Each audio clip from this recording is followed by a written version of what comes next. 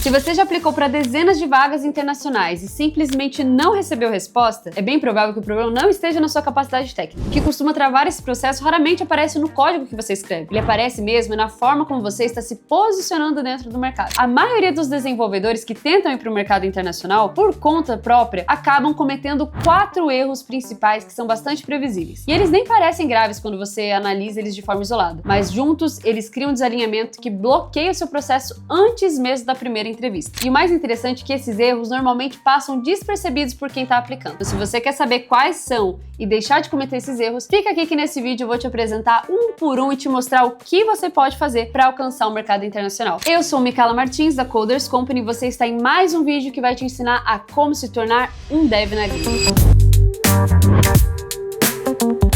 Antes de entrar em cada um deles, vale você entender como o mercado internacional realmente funciona. O mercado internacional, ele não é simplesmente um mercado brasileiro pagando em dólar, como alguns o veem. Acham que é só traduzir em inglês. Ele opera em outro nível de escala, um outro volume de investimento e também uma outra lógica de avaliação. Grande parte das empresas globais trabalham com uma arquitetura distribuída como um padrão e não como uma exceção. Elas lidam com infraestrutura em múltiplas regiões, têm times dedicados à confiabilidade, observabilidade, segurança e otimização de custo em escala real. Dados da Stack Overflow Developer Survey e do LinkedIn Economic Graph mostram um padrão consistente em que as empresas globais filtram candidatos com base em experiência validada em produção, domínio das stacks amplamente utilizadas e histórico concreto de impacto técnico. A análise ela não gira só em torno de você ter um currículo visualmente bem organizado, mas sim o foco está nas evidências técnicas que indiquem que você já operou em ambientes parecidos com os deles. Eles querem realmente saber se você já participou de decisões arquiteturais relevantes e se entende de trade-offs que surgem quando há impacto real na produção. E é quando isso fica muito claro que os erros começam a fazer mais sentido. Então bora lá com eles para você não errar nunca mais.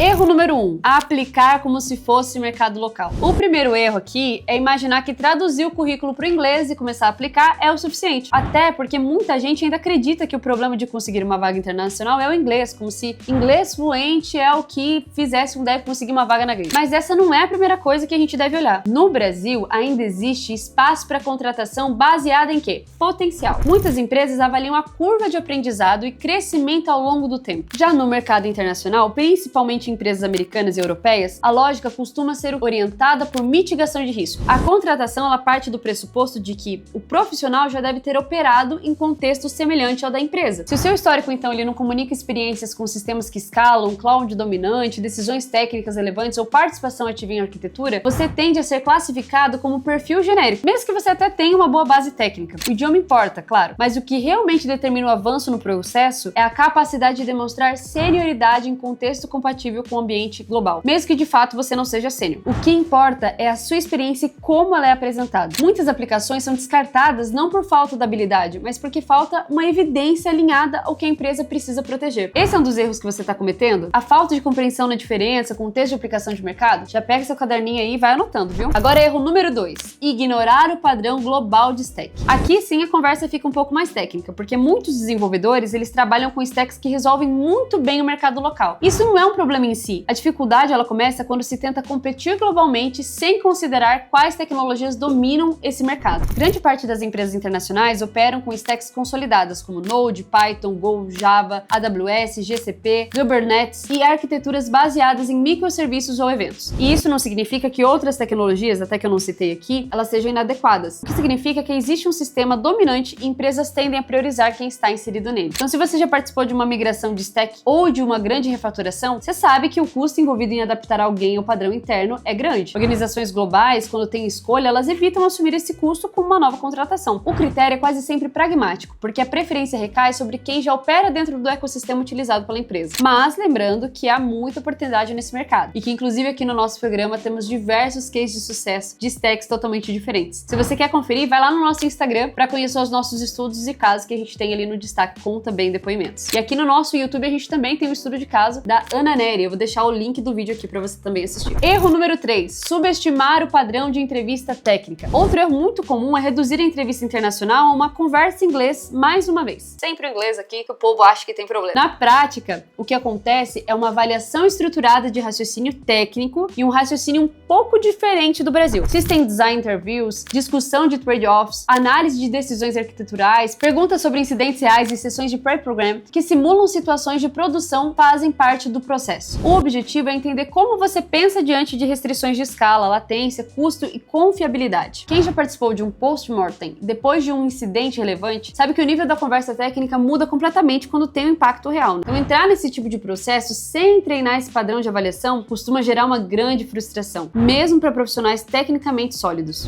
O que você acha de um vídeo aqui só falando sobre as entrevistas técnicas da gringa? Deixa aqui nos comentários pra gente saber que vocês querem que a gente traz esse conteúdo aqui. E olha, repare que até aqui os 3 erros não dizem respeito da falta de técnica ou uma falta de talento, mas sim sobre um alinhamento como padrão global. Esse alinhamento exige uma leitura estratégica do mercado e um entendimento técnico do que de fato está sendo valorizado. E é exatamente esse diagnóstico que nós, coders, fazemos na consultoria. A proposta não é nem motivar ninguém de forma genérica, mas entender o seu momento de carreira, sua stack, suas experiências, seu nível de senioridade e grau de aderência ao mercado internacional, identificando o que falta para você conquistar uma vaga no mercado e te apresentando um plano completo com passo a passo para você chegar lá. Então, se você quer entender e se tornar um dev na gringa ainda esse ano de 2026, aponta a câmera do seu celular pro QR Code que tá aqui na tela ou clica aqui no link da descrição e agende agora a sua consultoria. E vamos voltar lá porque a gente ainda tem mais um erro aqui para você listar. Erro número 4, aplicar em volume sem estratégia. Existe uma crença comum de que aumentar o número de aplicações automaticamente aumenta a chance de sucesso. Então, se eu aplico para 10 vagas, eu não tenho tanta chance quanto se eu aplicar para 100 vagas. Pode até fazer sentido, né? Melhor feito com esforço do que não fazer nada. Mas no mercado internacional, isso raramente funciona dessa forma. As empresas globais, elas utilizam filtros automatizados e critérios muito objetivos de triagem. Palavras-chave, stack dominante, experiência validada, empresas anteriores com reconhecimento internacional e histórico consistente influenciam fortemente a seleção inicial. Se o seu perfil não comunica aderência clara ao contexto da vaga, ele tende a ser descartado antes de qualquer avaliação mais profunda. Dados da Deal e de Remote.com indicam que a contratação remota internacional cresceu significativamente nos últimos anos. Ao mesmo tempo, a competição aumentou na mesma proporção. Isso não faz com que você perca espaço, olha lá, mas torna a aplicação indiscriminada, ainda menos eficiente. Até porque, pensa comigo, muita gente aplica, mas aplica errado. Essas pessoas, assim como você, se você não souber o que você está fazendo, nem chegam na entrevista. Se você sabe o que você está fazendo e aplicando com estratégia, por si só já sai na frente de pelo menos 70 a 80% dos candidatos para uma vaga. Os profissionais que entendem o funcionamento do mercado costumam aplicar de forma direcionada, escolhendo vagas compatíveis com sua stack, sua senioridade e o momento do setor específico. E aí, você deu check em todos esses erros ou você tá tirando de letra? A verdade é que aplicar para a gringa sozinho e conseguir sua vaga é possível, mas é muito mais desgastante, leva mais tempo e você ainda pode não conseguir a vaga que melhor se encaixa para você. Um exemplo perfeito disso é a Ana Neri, nossa aluna e também influenciadora, talvez você a conheça, que conseguiu uma vaga na gringa através do nosso programa no final do último ano de 2025. Aqui no nosso canal você consegue conferir o estudo de caso completo dela. Eu vou deixar aqui na tela também para você conseguir conferir. O mercado internacional continua ativo, só que ainda mais seletivo. Com o aumento da produtividade, impulsionamento por automação e inteligência artificial, empresas passaram a priorizar ainda mais perfis que demonstram domínio de arquitetura e integração entre sistemas e impacto real em escala. Perfis com experiência superficial ou pouco contextualizada encontram mais dificuldade. Isso faz parte de ciclos normais de maturidade do mercado. Quem entende esses mecanismos tende a ajustar a estratégia e quem ignora eles tende, é claro, insistir no mesmo padrão esperando um resultado diferente. E vale lembrar que, ao limitar a sua atuação ao mercado brasileiro, você acaba dependendo de um número relativamente muito pequeno de empresas que operam numa escala global. Ao ampliar a sua atuação para o mercado internacional, o conjunto de empresas com alto investimento em tecnologia cresce significativamente. E a diversidade de problemas técnicos, de infraestrutura e de até modelos de negócio também aumentam. Além do salário em dólar, né? De ser no mínimo 5 vezes maior. Ciclos econômicos continuam existindo, mas o campo de possibilidades se expande muito. Carreira de longo prazo envolve ampliar esse campo, não apenas reagir a flutuações momentâneas. Então, se você deve, quer crescer na sua carreira, precisa acompanhar a gente aqui que tem muito conteúdo para você. Esses 4 erros não indicam falta de capacidade técnica, e sim revelam desalinhamento estratégico. O mercado internacional, ele exige preparo intencional, leitura de contexto e ainda aderência a padrões globais. Se você ainda tem alguma dúvida ou dificuldade com o mercado internacional, deixa aqui nos comentários o seu relato e não esqueça de se inscrever no canal se você ainda quer crescer na carreira esse ano. Deixa aquele like, compartilha com um amigo que também trabalha com tecnologia e não esquece de seguir a gente nas redes sociais, hein? Tem muito conteúdo por lá. Te vejo nos próximos vídeos. Até mais!